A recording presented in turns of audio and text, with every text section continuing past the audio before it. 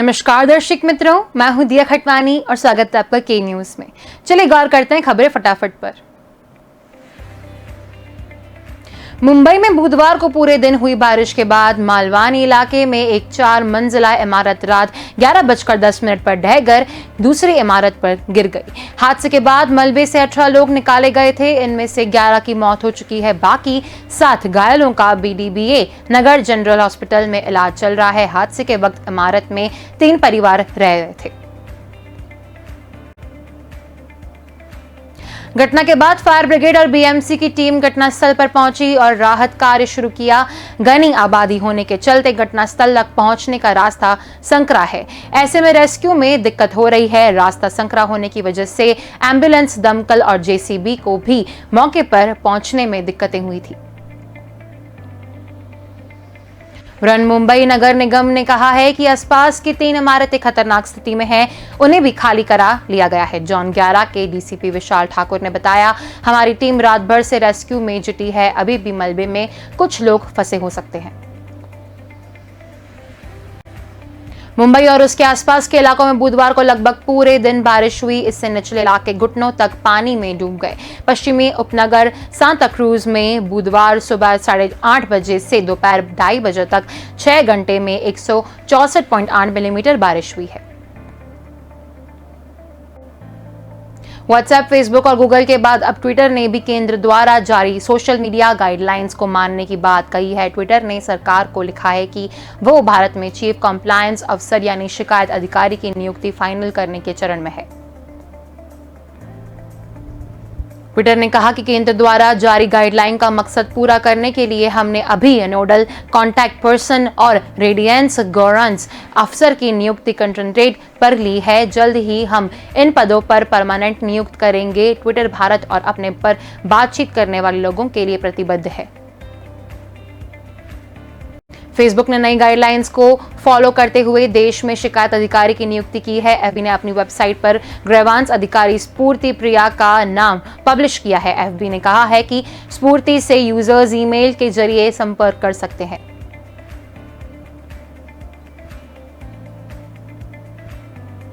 Facebook के अलावा WhatsApp ने ग्रीवांस अफसर के लिए कहा है कि वह परेश भी लाल का नाम अपनी वेबसाइट पर पब्लिश कर सकते हैं। गूगल ने भी अपनी वेबसाइट को अपडेट कर अफसर की नियुक्ति के फैसले को रिफ्लेक्ट किया जा सके। अमेरिकी राष्ट्रपति जो बाइडेन ने अपनी पहली विदेश यात्रा पर रवाना होने से पहले एक बड़ा फैसला किया। उन्होंने अमेरिका में लगे चीनी ऐप्स पर प्रतिबंध को फिलहाल हटा दिया है। यह बैन पूर्व राष्ट्रपति डोनाल्ड ट्रंप ने 5 जनवरी को लगाया था।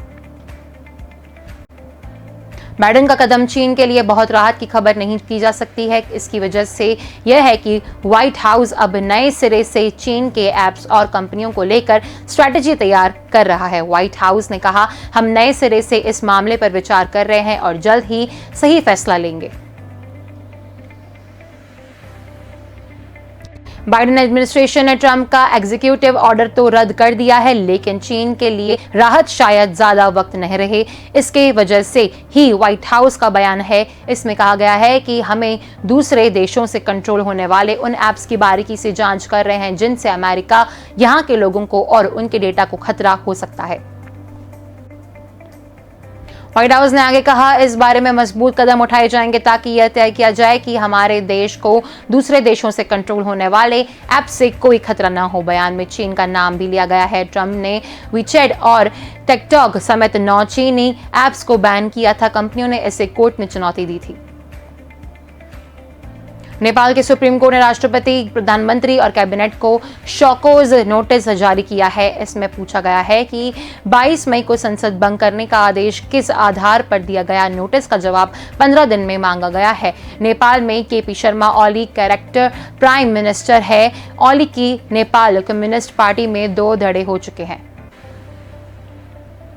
नेपाल में संसद भंग किए जाने और नए चुनाव को लेकर सियासी पार्टियों में एक राय नहीं है। इस मामले में जुड़े मुद्दों पर कुल 30 याचिकाएं सुप्रीम कोर्ट में दायर की गई थीं। इस मामले की सुनवाई भी टलती जा रही थी। बुधवार को चीफ जस्टिस चोलेंद्र शमशेर राणा की अगुवाई वाली 5 सदस्यीय बेंच ने सुनवाई शुरू की। इसके बाद नोटिस जारी किए गए। नेपाल में कोविड-19 पर काबू पाया जा सकता है, लेकिन इसकी कोई असर नेताओं पर नहीं पड़ रहा है। ओली के प्रधानमंत्री बनते ही यह संकट शुरू हो गया है। पिछले साल 20 दिसंबर को भी संसद भंग करने की सिफारिश हुई थी। इसके बाद जैसे तैसे सरकार चली और अब नवंबर में चुनाव का ऐलान कर दिया गया है। देश में लगातार तीसरे दिन बुधवार को कोरोना के रोजाना मामले 1 लाख से कम रहे। हालांकि इनमें थोड़ी बढ़ोतरी जरूर रिकॉर्ड की गई। देश में पिछले 24 घंटे में 93,828 संक्रमित पाए गए। इस दौरान 1,48,951 लोगों ने कोरोना को मात दी।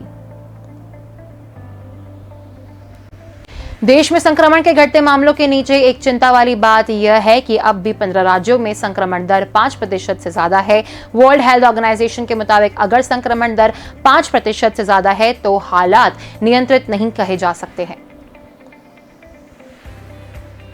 बुधवार को देश में महामारी से 2,187 लोगों ने जान गंवाई। हालांकि कल के डेटा में 6,138 मौतें रिकॉर्ड की गई है। ऐसा इसलिए क्योंकि बिहार में पिछले दिनों हुई 3,951 मौतों को अपडेट किया गया है। पंजाब पुलिस ने सुबह के 2 बड़े गैंगस्टरों को बुधवार को कोलकाता में हुए एक एनकाउंटर में ढेर कर दिया। मारे गए गैंगस्टरों के नाम जयपाल बुल्लर और जसप्रीत जस्सी है। बताया जा रहा है एनकाउंटर में पंजाब पुलिस और कोलकाता की लोकल एसटीएफ शामिल है। गैंगस्टर जयपाल बुल्लर का नाम पिछले दिनों लुधियाना के जगराओं में सीआईए स्टाफ के एसआईए की हत्या में सामने आया था। इस वारदात के बाद से पंजाब पुलिस की ऑर्गेनाइज्ड क्राइम कंट्रोल यूनिट उसकी तलाश में जुटी हुई थी। बुल्लर के खिलाफ देश भर में करीब 50 आपराधिक मामले दर्ज हैं। गैंगस्टर विकी गोंडर और प्रेमा लाहौरिया की मौत के बाद गैंग ने जयपाल बुल्लर को मुखिया मानते हुए उसके आदेश मानने शुरू कर दिए थे। बुल्लर उस समय चर्चा में आया था जब उसने फाजिल्का के पॉलिटिकल लीडर व गैंगस्टर रॉकी की हिमाचल प्रदेश के परवाणु टिम्बर ट्रेल के पास हत्या कर दी थी। सोलन में चश्मदीद परमपाल पाल को हरप्रीत सिंह के बयान पर हिमाचल पुलिस ने जयपाल व उसके गिरोह पर हत्या का केस दर्ज किया था। करीब 1.5 महीना पहले लुधियाना के जगराओं में 2 पुलिस वालों की हत्या में भी बुल्लर शामिल रहा था। कांग्रेस में असंतोष और आपसी खींचतान को कंट्रोल करने के लिए मुख्यमंत्री अशोक गहलोत अगले महीने मंत्रिमंडल विस्तार का दाव चल सकते हैं। इसके तहत सचिन पायलट खेमे के 3 से 4 विधायकों को मंत्री बनाकर कोल्ड वॉर पर कुछ समय के लिए विराम लगाया जा सकता है। राजस्थान में 30 मंत्री बनाने का कोटा है। अभी मुख्यमंत्री सहित 21 मंत्री हैं। ऐसे में 9 मंत्री और बनाए जा सकते हैं। पायलट खेमे से 3 से 4 विधायकों को मंत्री बनाने के अलावा बीएसपी छोड़ कांग्रेस में शामिल हुए 6 में से 2 विधायकों को भी मंत्री बनाया जा सकता है। कांग्रेस और निर्दलीयों में से भी कुछ नए चेहरों को मौका मिलने के असर हैं। सरकार बने 2.5 साल का वक्त बीत चुका है और अभी तक गहलोत मंत्रिमंडल में एक बार भी विस्तार और फेरबदल नहीं हुआ है। पायलट खेमे की बगावत के वक्त सरकार के साथ खड़े होने वाले निर्दलीय विधायक सचिन पायलट खेमा और बीएसपी से कांग्रेस में आने वाले विधायक लगातार इसके लिए दबाव बना रहे हैं। पिछले साल जुलाई में बगावत के कारण सचिन पायलट को डिप्टी सीएम पद से और विश्वेंद्र सिंह, रमेश मीणा और मंत्री पद से बर्खास्त कर दिया गया था। पायलट खेमा बर्खास्त किए गए मंत्रियों से ज्यादा अपने विधायकों के पद चाहता था। राजनीतिक नियुक्तियों में भी पायलट खेमा अपने लिए भागीदारी चाहता है। मंत्रिमंडल विस्तार के साथ मंत्रियों के विभागों में बड़े पैमाने पर फेरबदल भी होना तय है। स्वास्थ्य मंत्री रघु शर्मा, परिवहन मंत्री प्रताप सिंह खाचरियावास, राजस्व मंत्री हरीश चौधरी, शिक्षा मंत्री गोविंद सिंह डोटासरा, उच्च शिक्षा मंत्री भंवर सिंह बाटी, तकनीकी शिक्षा मंत्री सुभाष गर्ग के विभाग बदले जा सकते हैं। राजस्थान में अनलॉक 2 की गाइडलाइन मंगलवार से लागू हो गई थी। अनलॉक 2 की नई गाइडलाइन के तहत अब 10 जून से रोडवेज बसों और निजी बसें चलनी शुरू होंगी। खास बात यह है कि फिलहाल 50% क्षमता के साथ रोडवेज बसों का संचालन शुरू होगा। अभी 1600 बसों को ही सड़कों पर उतारा जाएगा। अनलॉक 2 में बसों के संचालन में सोशल डिस्टेंसिंग का पालन हो, इसलिए निर्धारित क्षमता से आधे यात्री की बैठाए जा सकते हैं। खड़े होकर किसी को यात्रा की अनुमति नहीं होगी। बसों को डिप्टी से निकालने से पहले सोडियम हाइपोक्लोराइड से पूरी तरह से सैनिटाइज किया जाएगा। साथ ही बसों में यात्रियों को मास्क का प्रयोग करना होगा। राजस्थान परिवहन निगम की बसों के 10 मई से सख्त लॉकडाउन के बाद से पहिए थम चुके थे। 8 जून के बाद अनलॉक 2 की नई गाइडलाइन में 10 जून से बसों के संचालन की अनुमति दी है। रोडवेज बसों के लिए ऑनलाइन बुकिंग भी शुरू कर दी गई है। भीड़ भाड़ से बचने के लिए ऑनलाइन बुकिंग करा सकते हैं। बसों के संचालन को लेकर मंगलवार को रोडवेज सीएमडी राजेश्वर सिंह की चीफ मैनेजर्स के साथ बैठक थी। उन्होंने गुरुवार के प्रथम चरण में 50% क्षमता के साथ 1600 बसों के साथ संचालन शुरू करने की बात कही। शुरुआत में बड़े रूट के हिसाब से डिपो चीफ मैनेजर रूट तय करेंगे। इंदौर क्राइम ब्रांच ने नकली नोट बनाने वाले 12वीं पास छात्र को गिरफ्तार किया है। आरोपी राजकुमार तायड़े आजाद नगर इलाके में किराए के मकान में रहता है। वह 1 माह से नकली नोट छाप रहा था। इसके बाद नकली नोट को इंदौर समेत आसपास के इलाकों में खपा देता था। आरोपी के पास से 2.53 लाख के नकली नोट मिले हैं। डीआईजी मनीष कपूरिया ने बताया, सूचना मिली थी कि एक व्यक्ति नकली नोट को बाजार और सब्जी मंडी में खपाने जा रहा है। इस पर घेराबंदी कर संदेही को पकड़ा। आरोपी ने अपना नाम राजकुमार, पिता अनिल तायड़े, निवासी आजाद नगर बताया। तलाशी में उसके पास से मोबाइल व बैग में 2,53,100 रुपए मिले। बारीकी से देखने पर पता चला कि सभी नोट नकली हैं। पूछताछ में राजकुमार ने भी गुनाह कबूल कर लिया। आरोपी ने बताया कि इन नोटों को वह सब्जी मंडी में ठेला व सब्जी वालों को देता था। आजाद नगर में राजकुमार अकेला रहता है। कैमरे से पुलिस ने लैपटॉप, प्रिंटर और A4 साइज का हाई क्वालिटी का कागज जब्त किए हैं।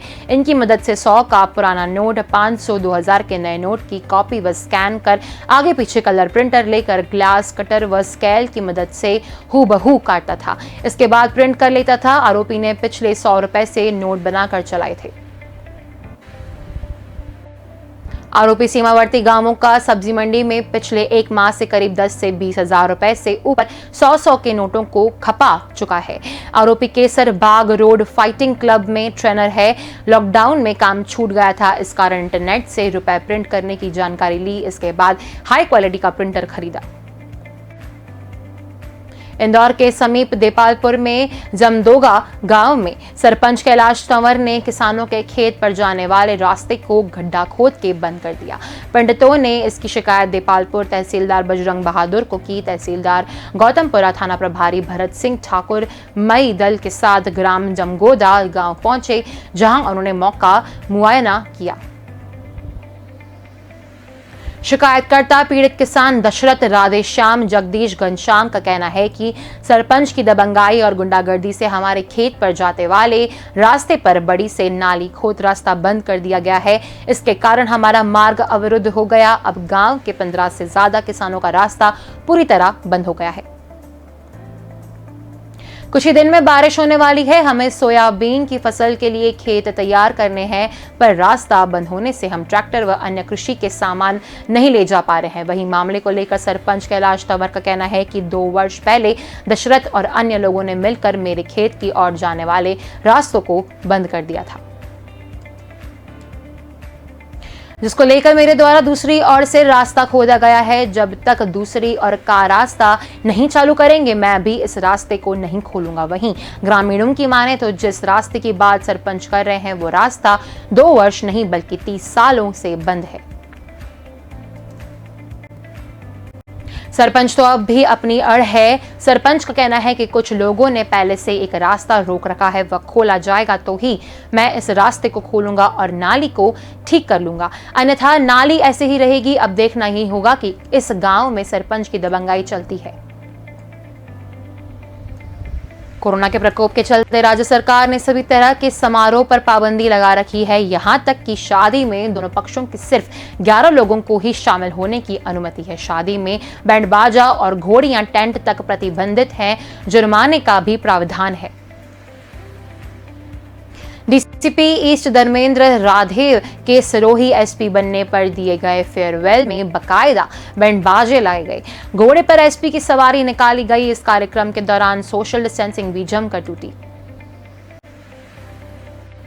प्रदेशवासियों को अब तक सख्त कोरोना गाइडलाइन का पालन करने की जिम्मेदारी निभाने वाली पुलिस का खुद इस तरह गाइडलाइन तोड़ना चर्चा में आ गया। हालांकि पुलिस अधिकारियों ने इस संबंध में कहा कि डीसीपी के ट्रांसफर पर पहले कंधे पर उठाने की परंपरा थी, लेकिन कोरोना के चलते घोड़ी मंगवाई ताकि किसी को कोरोना का खतरा नहीं रहे। जोधपुर कमिश्नरेट ईस्ट कार्यालय में बुधवार को समारोह सा माहौल नजर आया। बैंड की धुन तुर तक गूंज रही थी। कार्यकाल परिसर में घोड़े पर सवार पूर्व डीसीपी धर्मेंद्र यादव सभी की बधाइयां स्वीकार कर रहे थे। मौका था आईपीएस धर्मेंद्र यादव के सम्मान में विदाई समारोह का। यादव का तबादला सिरोही एसपी के पद पर हो गया और जोधपुर कमिश्नरेट पूर्व में डीसीपी का पदभार भुवन भूषण यादव ग्रहण करेंगे। विदाई समारोह के दौरान घोड़े पर बिठाकर साफा पहना कर बैंड की धुन पर कार्यालय परिसर में परेड भी करवाई गई। आईपीएस यादव का जोधपुर में करीब 2.5 वर्ष का कार्यकाल रहा। इस दौरान जोधपुर में बढ़ते क्राइम को रोकने के लिए उन्होंने उल्लेखनीय काम किया। जोधपुर में अवैध हथियारों की तस्करी को रोकने की दिशा में ठोस कदम उठाए। इंजीनियर की डिग्री हासिल कर आईपीएस बने उत्तर प्रदेश के यादव की पहली पोस्टिंग जोधपुर में मिली थी। कोरोना काल में अक्सर वे साइकिल पर शहर की तंग गलियों में गश्त करते थे। इससे भी वे काफी चर्चित हुए थे। कोरोना से जिंदगियों को बचाने के लिए बनी वैक्सीन अंधविश्वास और अफवाहों का शिकार हो चली है। कोरोना से जुड़े अंधविश्वास की पड़ताल करने उस मोहल्ले में पहुंचा जहां के लोगों ने अप्रैल मई में 2742 कोरोना मृतकों को जलते देखा है। मरने वालों के परिजनों की चित्कार और सिसकियां सुनाई है। वैक्सीन को लेकर बिहार ही नहीं पूरे देश में अलग अलग अफवाहें हैं। हर किसी के पास इसे ना लेने की अपनी वजह है, लेकिन बिहार की राजधानी पटना के उत्तरी मंदिरी इलाके के लोगों का वैक्सीन नहीं लगवाने के पीछे जो तर्क है वो सुनकर आप चौंक जाएंगे। लेकिन पहले जानिए। उत्तरी मंदिर इलाका बांस घाट के ठिकाने सामने हैं। दोनों के बीच की दूरी बस एक सड़क ही है। बांस घाट वही जगह है जहां कोरोना मरीजों का अंतिम संस्कार सबसे पहले शुरू हुआ था। नगर निगम के आंकड़ों के मुताबिक अप्रैल से मई के 2 महीने में केवल इस घाट पर 2742 कोरोना मृतक का शव जलाया गया। मोहल्ले के लोग कोरोना से हुई मौत के गवाह हैं, क्योंकि यहां रहने वालों में ऐसे लोगों की तादाद अच्छी है जो किसी न किसी तरह में शमशान घाट से जुड़कर कारोबार का हिस्सा हैं। फूल, रामनामी, लकड़ी बेचने वाले से लेकर शवों की अंत्येष्टि कराने वाले पंडित तक यहां रहते हैं। ग्वालियर में राज्यसभा सदस्य और बीजेपी नेता ज्योतिरादित्य सिंधिया के खिलाफ पोस्टर से सियासत गर्मा गई है। कांग्रेस कार्यकर्ताओं ने जलव्यास पैलेस की दीवार पर जो पोस्टर लगाए हैं उनमें सिंधिया को सोते हुए दिखाया है, लेकिन ये कि मध्य प्रदेश के कोरोना भागा जनसेवक रूपी कुंभकर्ण ज्योतिरादित्य सिंधिया जागा। कांग्रेस के प्रदेश प्रवक्ता सिद्धार्थ राजावत ने प्रधानमंत्री नरेंद्र मोदी, सीएम शिवराज सिंह का पुतला दहन फूलबाग चौराहा पर किया। सिंधिया के आगमन से पहले इस तरह के प्रदर्शन से सियासी हलचल बढ़ा थी। करीब 2.5 घंटे महीने के बाद राज्यसभा सांसद ज्योतिरादित्य सिंधिया ग्वालियर चंबल अंचल के 3 दिवसीय दौरे पर आ रहे हैं। वह 10 जून से 12 जून सुबह तक ग्वालियर, भिंड व मुरैना में रहेंगे। इससे पहले बुधवार को सिंधिया दिल्ली से सीधे राजस्थान भोपाल पहुंचे। यहां उन्होंने भाजपा प्रदेश अध्यक्ष वीडी शर्मा से मुलाकात की, उनके घर पर दोपहर का भोजन किया। इसके बाद मुख्यमंत्री से भी मिले। सिंधिया के अचानक भोपाल और उसके बाद ग्वालियर में इस तरह सक्रिय होने पर कांग्रेस ने घेरने की योजना बनाई है। कांग्रेस के प्रदेश प्रवक्ता सिद्धार्थ सिंह राजावत ने बुधवार शाम सबसे पहले जलव्यास पैलेस में सिंधिया के खिलाफ पोस्टर चिपकाए। कांग्रेसियों ने सिद्धार्थ राजावत के नेतृत्व में फूलबाग चौराहे पर प्रधानमंत्री नरेंद्र मोदी, मुख्यमंत्री शिवराज सिंह चौहान का पुतला जलाया। यहां प्रधानमंत्री को महंगाई के लिए जिम्मेदार ठहराया है तो शिवराज सिंह को कंस मामा कहा है। जिस समय पुतला दहन किया गया वहां पुलिस मौजूद नहीं थी। बीटेक की पढ़ाई करने वाले 3 छात्र हाईटेक चोर निकले हैं। आरोपी एनसीआर मॉडल के एटीएम मशीन के कैश ट्रे में पेंचकस और चिमटी फंसाकर पैसे निकाल लेते थे। इसके बाद ट्रांजैक्शन को फेल दिखाकर बैंक से क्लेम भी ले लेते थे। तीनों यूपी की राजधानी लखनऊ स्थित इंजीनियरिंग कॉलेज के हॉस्टल में रहकर पढ़ाई करते हैं। आरोपियों ने एमपी के जबलपुर, कटनी सहित दिल्ली, गुजरात, हरियाणा, महाराष्ट्र, राजस्थान, बिहार, उत्तराखंड, उत्तर प्रदेश व पश्चिम बंगाल में एटीएम से लाखों की चोरी कर चुके हैं। एक आरोपी के 3 बैंक खातों के पिछले 3 साल की डिटेल में 95.96 लाख रुपए ट्रांजैक्शन की बात आई है। जबलपुर एसपी सिद्धार्थ ब्रह्मगुणा ने इस हाई प्रोफाइल अंतर्राज्यीय गिरोह का पर्दाफाश किया। बताया कि संजीवनी नगर पुलिस ने 1 जून को गुलोआ चौक स्थित एटीएम से सरसी देवसर धर्मपुर कानपुर निवासी विजय यादव पिता अमृतलाल यादव को गिरफ्तार किया था। ऐसे पूछताछ के आधार पर उसके 2 फरार साथियों में एक को बाद में कानपुर सर्वोदय नगर निवास गगन कटियार पिता जानेन्द्र सिंह और दूसरे डॉक्टर कॉलोनी पांडेपुर वाराणसी निवास अजीत कुमार पिता मुरलीधर सिंह को मिर्जापुर से गिरफ्तार किया गया है। तो खबरें फटाफट में बस इतना ही। अधिक जानकारी के लिए देखते रहिए के न्यूज़। नमस्कार।